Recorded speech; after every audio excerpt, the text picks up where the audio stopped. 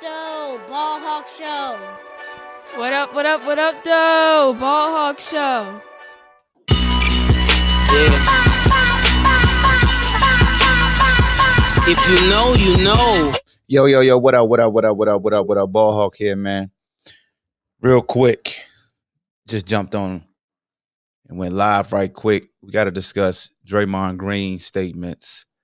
Talking about the narratives. Basically, if you've been following me over the years and been supporting the podcast, I always go against narratives and I always speak up for the players and the perception and how they're viewed and how they're belittled and how they're supposed to act a certain way versus how teams and schools can treat these players. What's good, Thomas? And it was funny because I was having this conversation with a friend of mine on Facebook yesterday with a gentleman that was on his friends list about the perception and how players are viewed differently compared to when, a college institution, a coach in college, or a pro organization or, professional coach makes the similar moves and how it's viewed differently. So what I want to do is, what's up, Sharice, is I want to play the clip for Draymond Green for you guys. I didn't put the link in the description because it's not going to be a long stream. I wanted to just talk about this. When I saw this, I knew I was going to get a lot of emails, a lot of direct messages of folks wanting to. First of all, a lot of folks was like, yo, Draymond sound just like you've been sounding. It's funny because you always tease Dray. And I always tell folks, I tease Draymond Green, but I'm definitely I rock with him. I just think that the fan base get too overzealous when describing, what he brings to the table. And then they were saying he was better than Charles Barkley and all that. So what we're going to do is I'm going to share the video and we're going to look at Draymond Green discussing what I think is a great stance. So let's check this out and get this pulled up. Hopefully. I would like to talk about something that's really bothering me. And it's the treatment of players in this league. To watch Andre Drummond before the game sit on the sideline, then go to the back, and then come out in street clothes because a team is going to trade him. Because when James Harden asked for a trade and essentially dogged it, I don't think there was no surprise or there's no one's going to fight back that James was dogging it his last days in Houston. But he was castrated for wanting to go to a different team, and everybody destroyed that man. I agree with that. I said that. You go to my James Harden podcast episode. A player speaks out and say they don't want to be there. And they're called quitters. I'm gonna just let it fly. Cause I get mad when folks do this in reaction videos. Like, you want to see the video, so I'm gonna let it ride. And yet a team can come out and say, oh, we want to trade a guy. And then that guy is to go sit. And if he doesn't stay professional, then he's a cancer and he's not good in someone's locker room. And he's the issue. And we've seen situations of Harrison Barnes getting pulled off the bench. DeMarcus Cousins finding out that he's traded in an interview after the All-Star game. And we continue to let this happen. But I got fined for stating my opinion of what I thought should happen with another player. But teams can come out and continue to say, oh, we're trading guys, we're not playing you. And yet we're to stay professional. At some point, as players, we need to be treated with the same respect and have the same rights that the team can have. Because as a player, you're the worst person in the world when you want a different situation. But a team can say they're trading you, and that man is to stay in shape. He is to stay professional. And if not, his career is on the line. At some point, this league has to protect the players from embarrassment like that. We talk all of this stuff about you can't do this, you can't say that publicly. If you say that publicly, you're fine. Anthony Davis got fined, I think, $100,000 or something like that for demanding a trade publicly. But you can say Andre Drummond is getting traded publicly, and we're looking to trade him publicly, and he's to stay professional and just deal with it. But then when Kyrie Irving say, oh, my mental health is off, everybody go crazy about that too. Do you not think that affects someone mentally?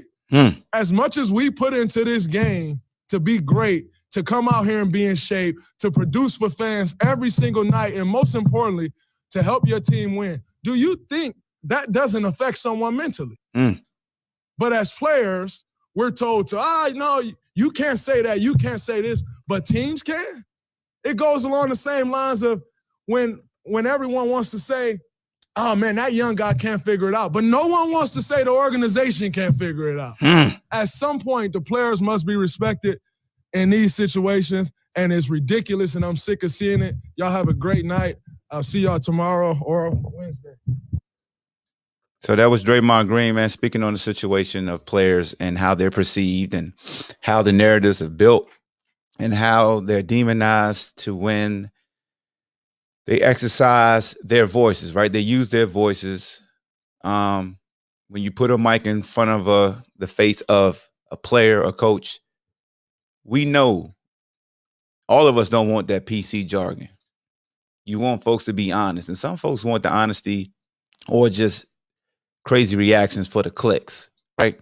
But what Draymond is talking about, he didn't even talk about Blake Griffin, how Detroit's looking to shop him, how they basically sitting him because they don't want to run the risk of, if he get out there, he get banged up, then the trade value drops. He's owed over $50 million. So they're looking to move him. So for many years, for many decades, right? Because this is what folks love to do. This is what folks love to do. Darian, you dumb. Single dribble. Single triple double was spitting. Everybody loves to always harp back on like Magic and Larry and Jordan. I'm gonna just say everybody loved to talk about Jordan, right? Well, Jordan would have did this, Jordan would have did that. When Michael Jordan played, in the era in which he played in, when he came into the NBA, players didn't have a voice. Like they had zero voice. They were restricted free agents. It took Tom Chambers to fight the system, a white man to fight the system and become an unrestricted free agent, to be able to move about the cabin freely, So I really dislike when people that are a little older than me and my age always say, well, Jordan wouldn't have did this, or Magic and Bird and all those dudes wouldn't have did that. You're right. They had no power. They had no voice. Hell, Converse made signature shoes in the colorway of the team in which they played in. Then Mike came and got a real signature shoe with Nike. Like, just think about that. Somebody got their own shoe, but it's the color of your squad and it matches what your squad does, and it's not really anything unique to you. But that's getting sidetracked. What Draymond was saying was absolutely 100% correct. I've been saying this, but everybody has this condition to think that the team and coaches can say and do what they want. I had a gentleman tell me yesterday when it came to college sports, because people talk about one and dones. You talk about the young kid, Jalen for Duke, that basically had to talk with Coach K, that agreed that, you know what, this college joint not working for me. I know my ceiling. I know the scouts are looking at me. I'm going to walk away. People are pissed off saying he quit on his team, and everybody's saying honor the commitment, honor your scholarship, but they don't have that same energy for the coaches who leave before bowl games. But they have an issue for players who sit out bowl games for the NFL, but they have no issue when a coach will take another job at a different state, different city, and not coach the bowl game. And they don't even look at how that same coach has recruited players to commit to them. And before they even get there, they break that commitment and go somewhere else. But they tell me it's different because the coach has a degree, and because it's buyouts, and because it's this, and because it's that. But we demonize players who exercise that same right. That same right. Because when you transfer, the next institution has to admit you. Right? They have to say yes to you. But nobody, they don't like that. They don't like when a young person is identifying what the older generation is doing as far as business acumen. And when they practice that, they have an issue with the players. Is that like a slave mentality? Is that like a good old boy way of seeing things? I'm the daddy. I'm the boss. I do what I want. But they don't want the players identify the power in which they have. Is that what we do? Like, real talk.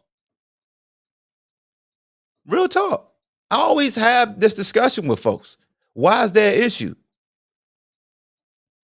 Why is that an issue? Why is that any different?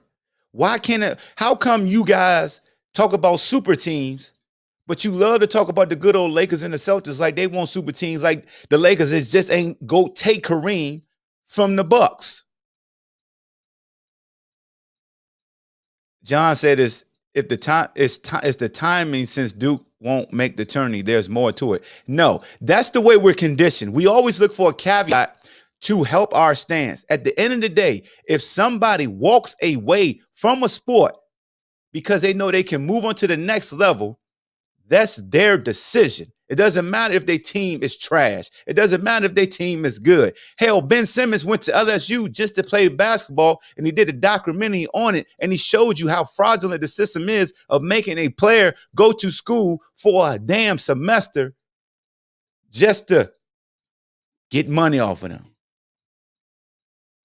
We won't allow a player to call their own shots. We'll call them a quitter. We'll say they breaking commitment. But grown ass people do it all the time, and we call it business. That's all I'm saying. If you can't understand that, then I don't know what else to say to you. And we really can't have this conversation, because in your mind, you're all about, I'm the boss. I don't care what Zion did. I don't really care what Cole Anthony did. Those guys came back, whip-de-doo. But you got other guys that understand the dynamics of this business and stayed away.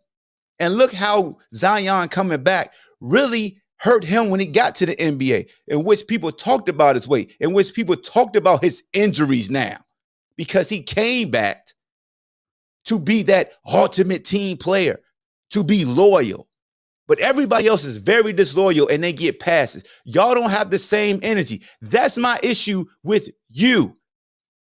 If you had the same energy, I got no issue with you. But if you pick and choose who you had the disloyalty energy with, then I got an issue with you.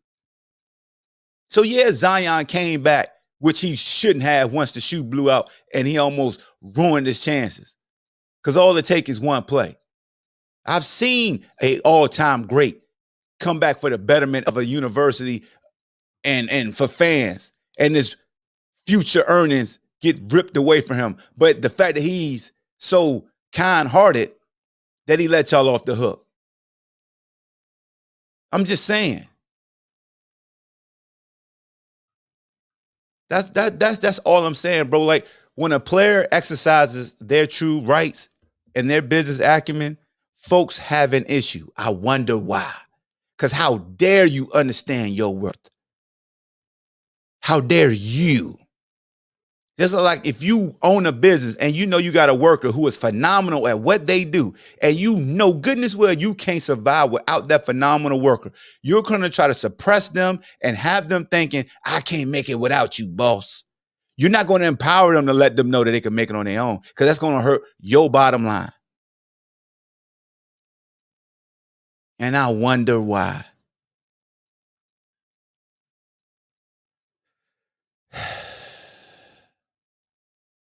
Just like the kid from Alabama that came back just to play in the national championship. And people out there applauding that mess.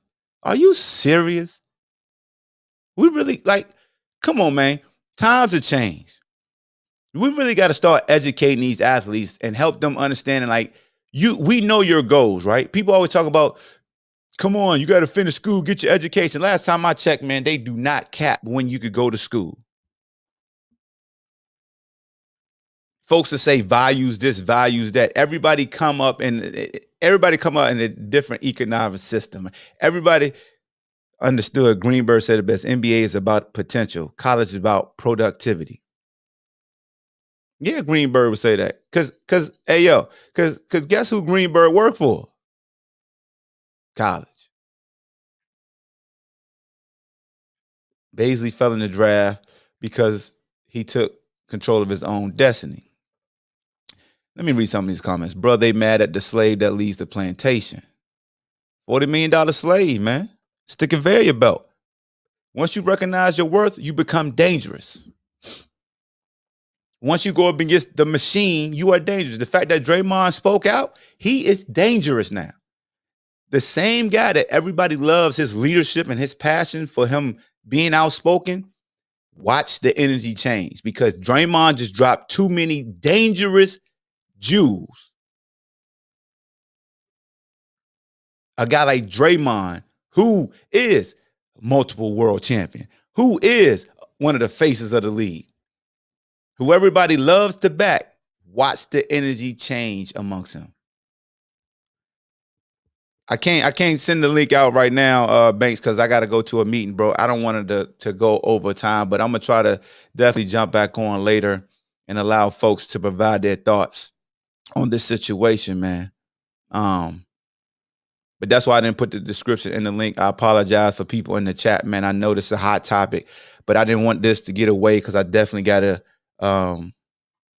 somewhere I have to be in a couple minutes. And I didn't want to just abruptly cut the show off. But it's just ironic that I was having a very in-depth conversation about the young man from Duke and how folks say how if you leave, they should strip his scholarship or they should do this and they should do that. And I said, well, they typically give you the semester because it's paid for.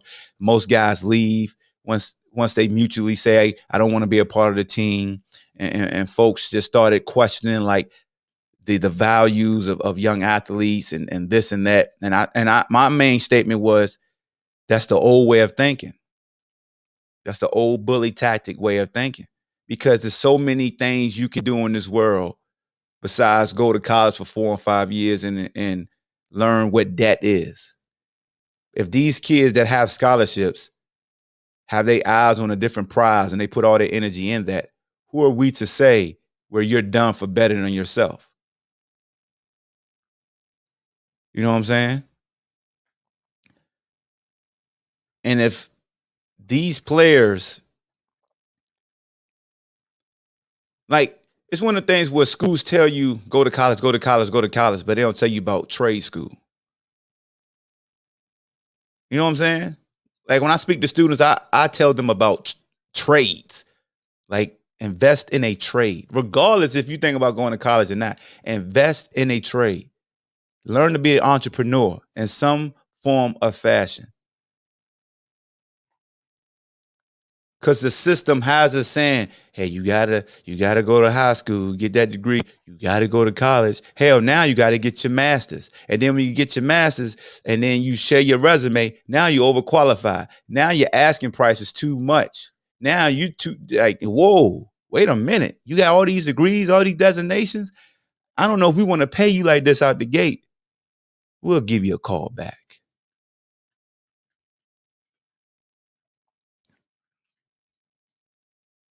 You know what I'm saying?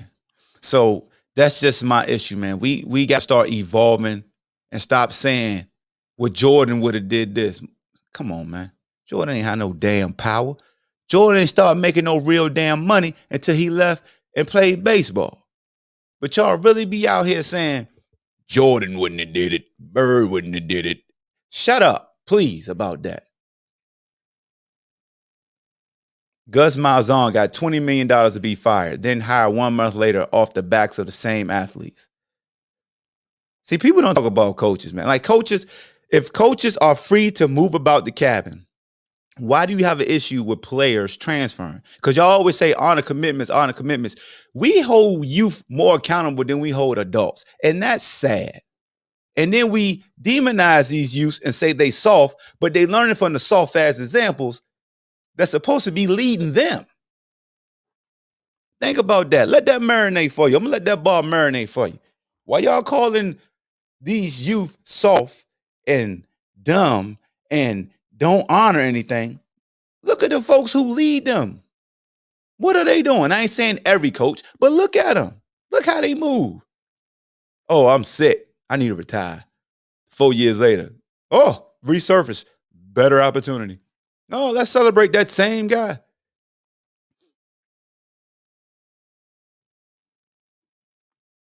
Rock said that's why we should have supported LeVar Ball. Now y'all don't. Y'all done shut him up. And he was trying to help everyone with the kid that played ball. CG said that's a whole sermon. We hold the youth more accountable than adults, and that's in every walk of life. P Nugget says trade school has been the best thing for me since I got out the Navy, and now the military and trade school is paying for my degree. Man, David said bars. I'm just trying to share with y'all, man, preaching this morning. What up? What's your OG? My guy OG, man.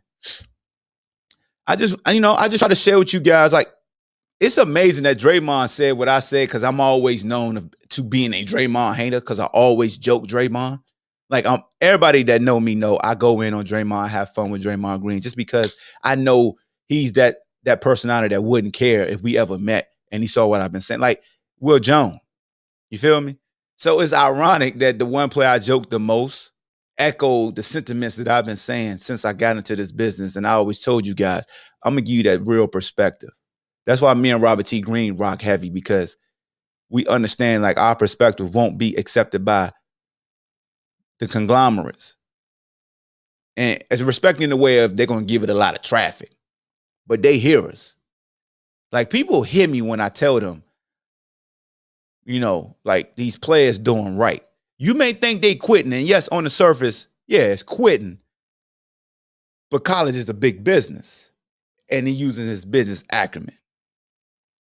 We ain't gonna like it, because folks always saying you're letting your teammates down. Let me tell you something, and I'm gonna say this for the umpteenth time, and I got a couple more minutes and I gotta dip. We keep saying, oh, you're letting your teammates down. Oh, you're letting this guy. Ask it. Look, I'm being dead ass with you. Ask somebody in the locker room if they brother abruptly leave in the middle of the year, did they feel like their brother let them down? Matter of fact, ask the guy who played behind. I always say, ask the guy who back up the guy that left if he felt like that dude let him down. You'll be surprised at what they say. You'd be surprised. It's no different than the kneeling or the anthem.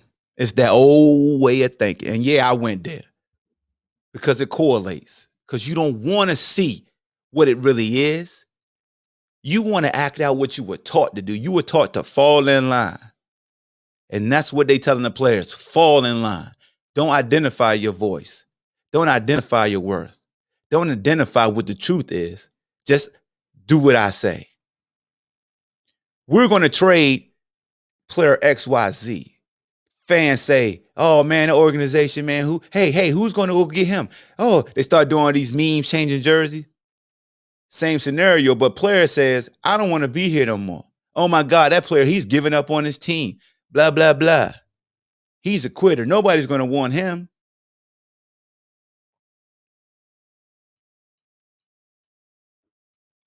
What's the difference? LeBron went to Miami with Chris Bosh and with Wade. Oh, my God, it's a super team. We never seen this before.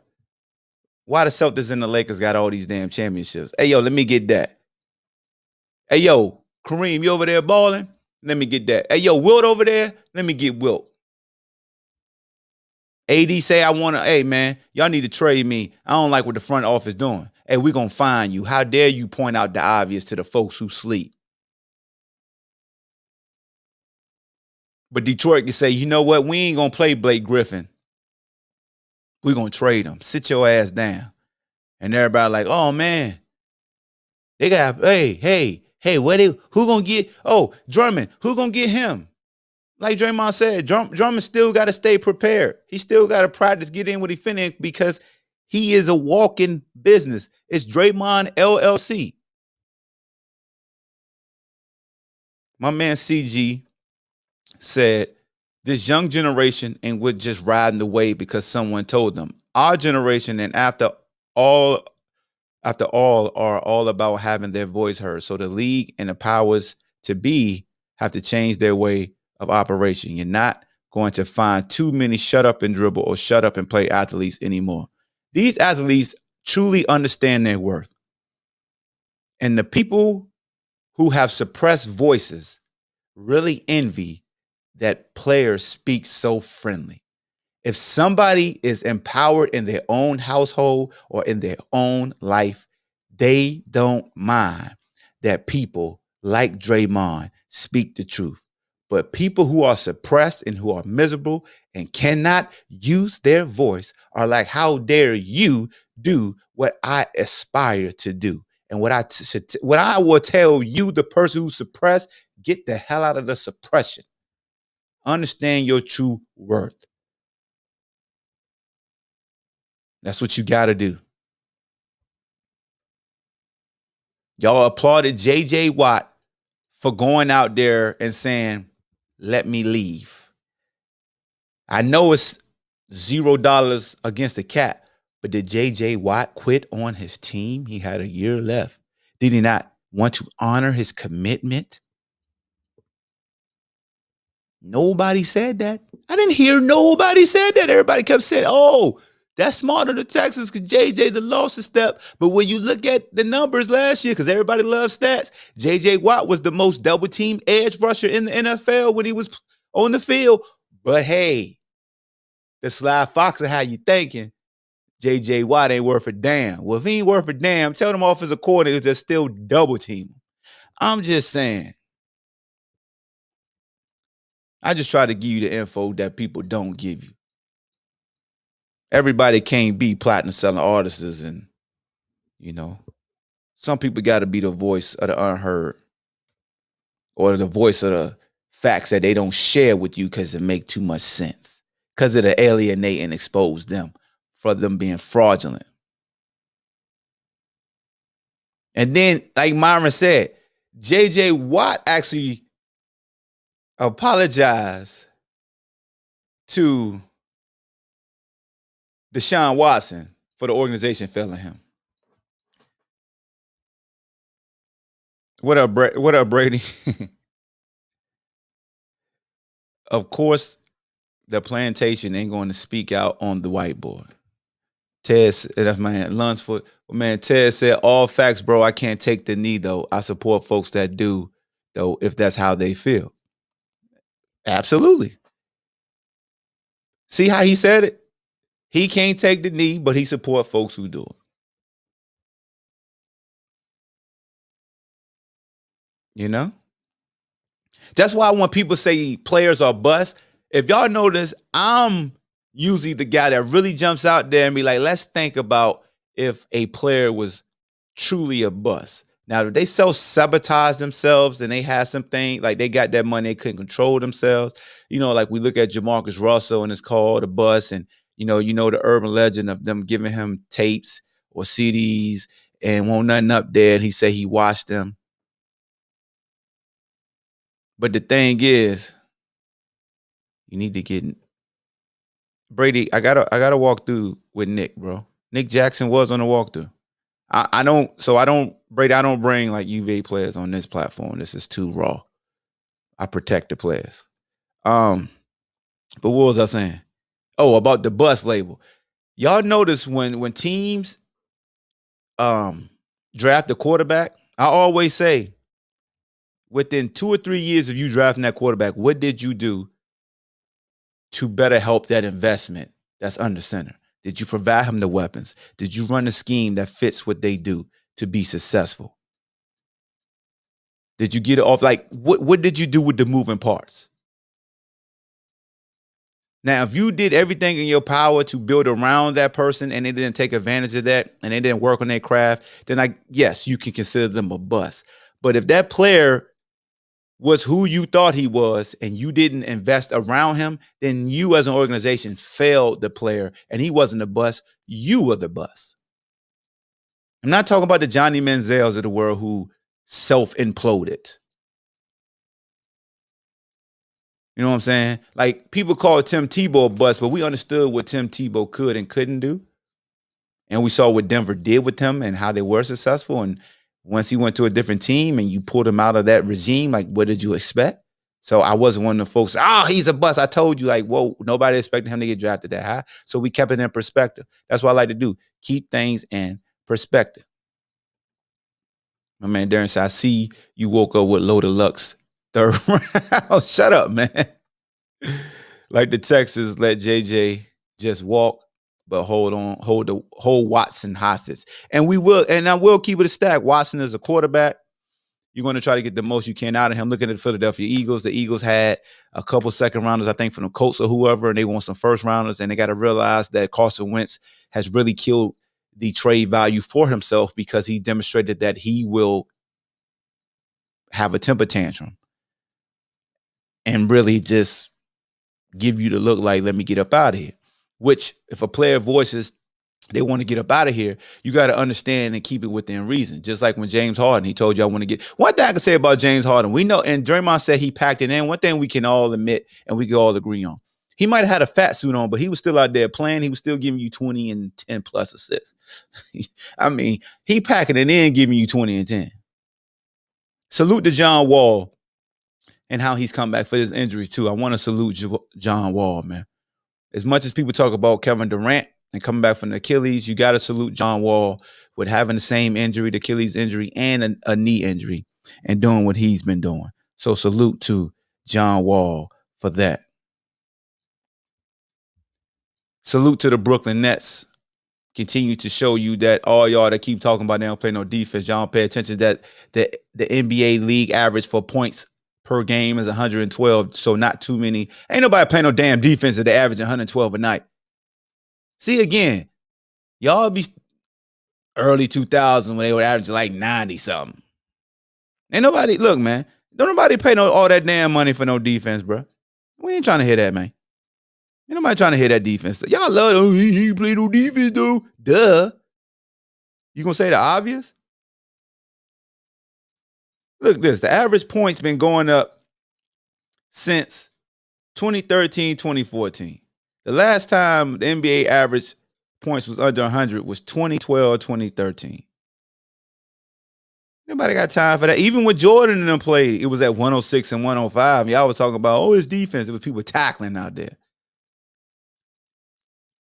Now you got Stephen A. Smith, who, y'all know Stephen A. Smith, my guy. Now he all on Kyrie, all on the bandwagon of Brooklyn. Myron Brinkley said they playing in optimal environments, no distractions. Yeah, and now I will say this. Some players play at a high level without fans, and some players feed off.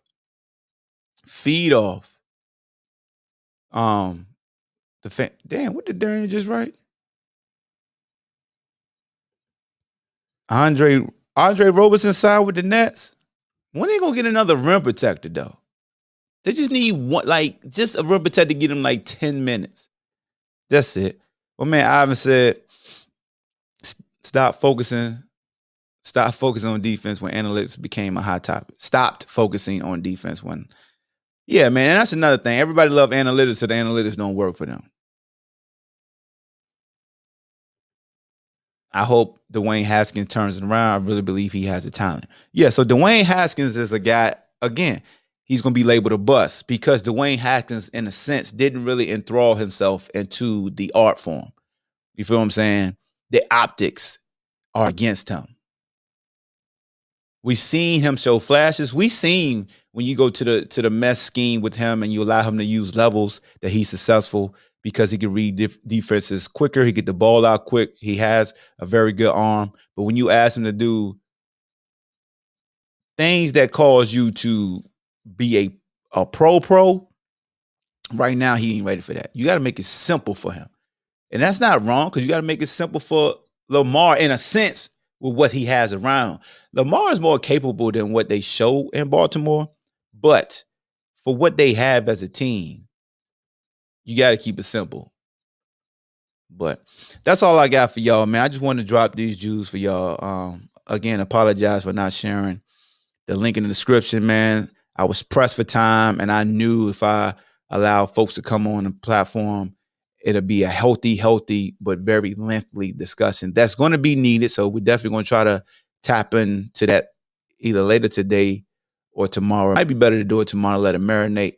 I got something to do later today, but I might be able to jump on at like 4, from like 4 to 5. Just take like 4 to 5:30. Just take all guests coming in, speaking their piece on the situation as far as player voices and the perceptions that follow versus teams and their voices and the perception that follows. So I might do that, man. So hopefully people are available. Just let people rock out. Because I talked enough. 30 minutes, that's enough. That's enough. You know, sometimes you got to have a lot of features on your album. You just can't be solo all the time. So y'all be easy. Y'all be blessed, man. Enjoy your Tuesday. It's the Ball Hawk Show. Make sure you subscribe on YouTube. Make sure you subscribe on Anchor, Spotify, iTunes, iHeartRadio. Yeah, man. We out. Salute to the sponsors, April Insurance and Manscaped. You know what it is. Peace.